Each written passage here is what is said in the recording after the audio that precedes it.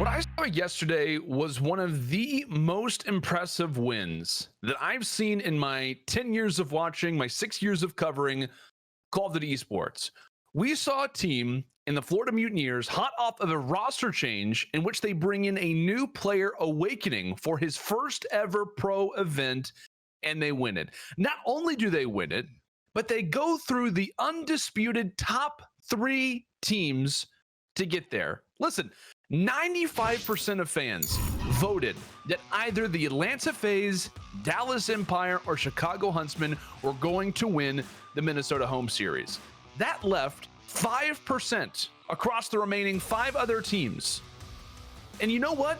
Florida only had 0.8% of that total vote.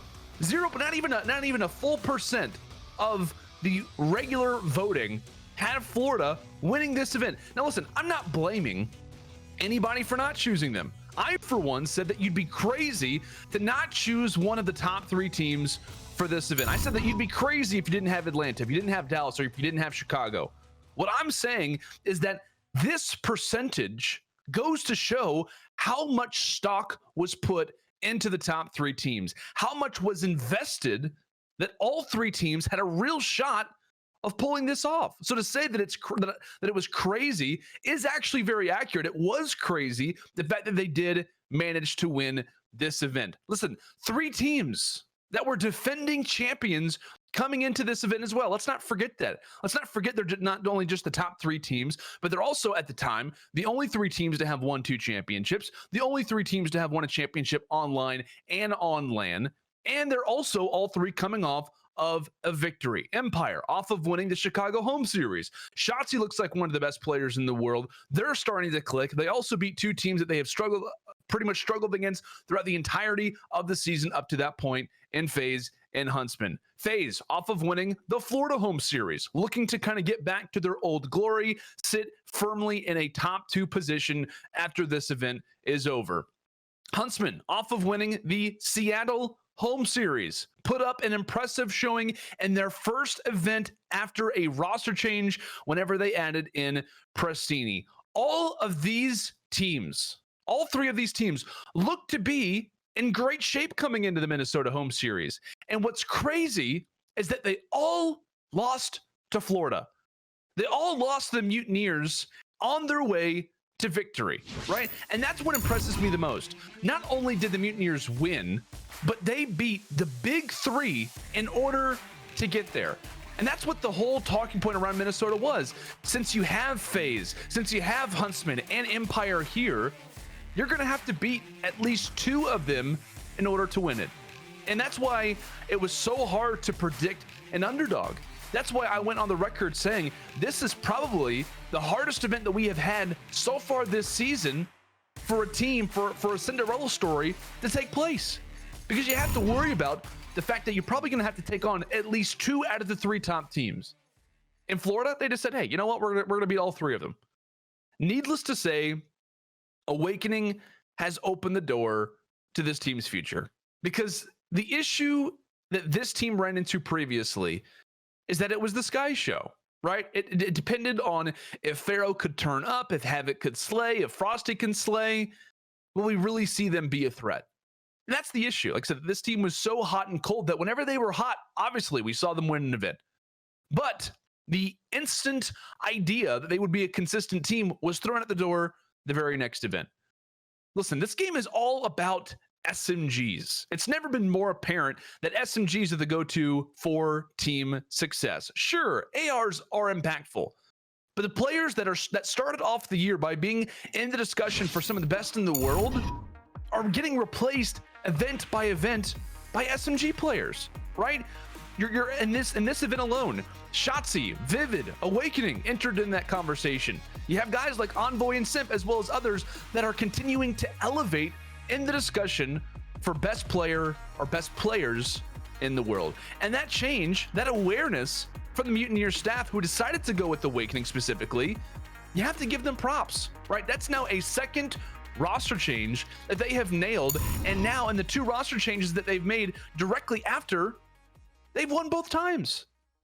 In Awakening, this first event is unlike anything I've seen before out of a rookie, at least in the modern era, right? We've seen rookies win their first event before, but if we're not counting Kenny, we're basically going back to the very start of Call of Duty Esports itself, right? 2008, 2009 MLG National Championship days, where everyone's first event, or rather the first event win, was probably everyone's first event in the first place.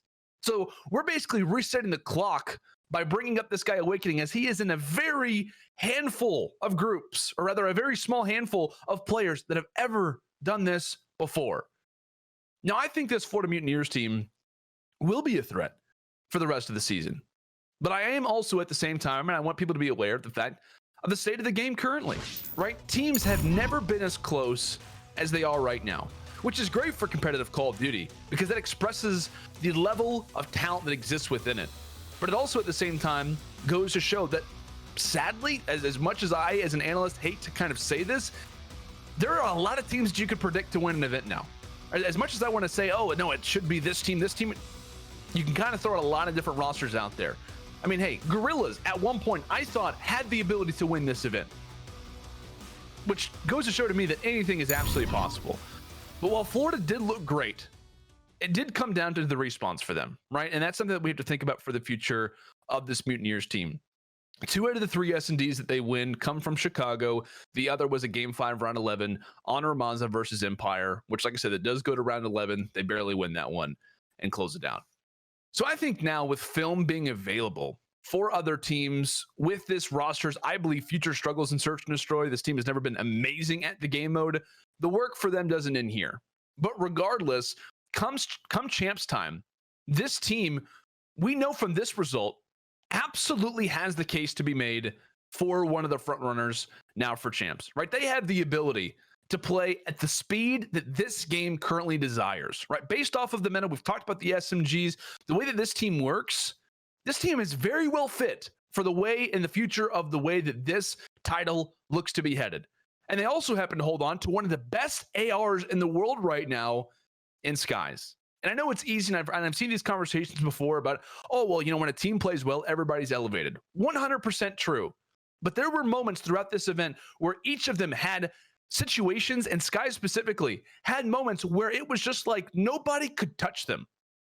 And that goes to show the potential that this roster has for the future. Listen, I think that the Florida Mutineers contain the ability to play at different speeds, and one of the most impressive things was that they also know how to play the game fast, but not reckless, right? That was one of the most impressive things about the way that they played this weekend. Different scenarios. It was controlled aggression. They pushed things together, and they constantly made dramatic scoring runs because of the way that they valued each life. Listen, one of my favorite things about this Mutineers team is the persona that they have had since the start of the season, right? They were considered the team of throwaways. Players that were mostly picked up last second, players that weren't the first option by a lot of franchises, right? They bring in 2 players that weren't in the CDL to start off the season. And with those players, they have now won a tournament in which they beat the 3 top teams in the world coming in. They are showing the Call of Duty world that teams better start realizing the talent that exists outside of the CDL, right? Talent that exists in the amateur scene. It has worked countless times this season. Roster changes are working like they have never before.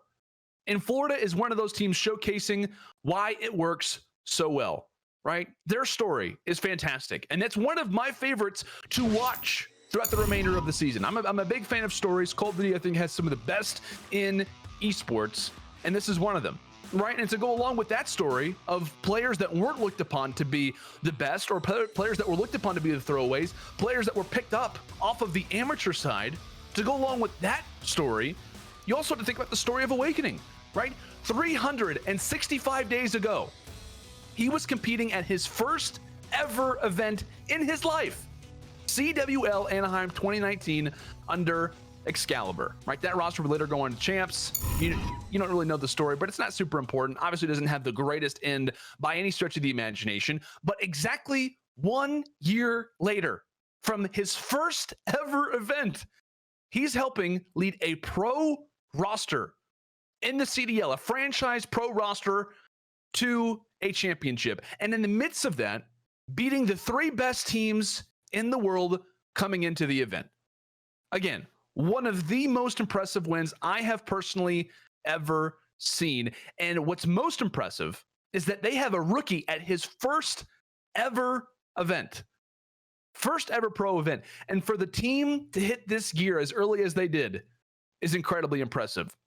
But it's also just as important to realize that the work is by no means done from here, right? They actually do have some really solid opportunities to make a dent in a few of the events that are left on their schedule. But the grind only continues for the Mutineers. The current game state, the grind only continues for the Mutineers ahead of champs.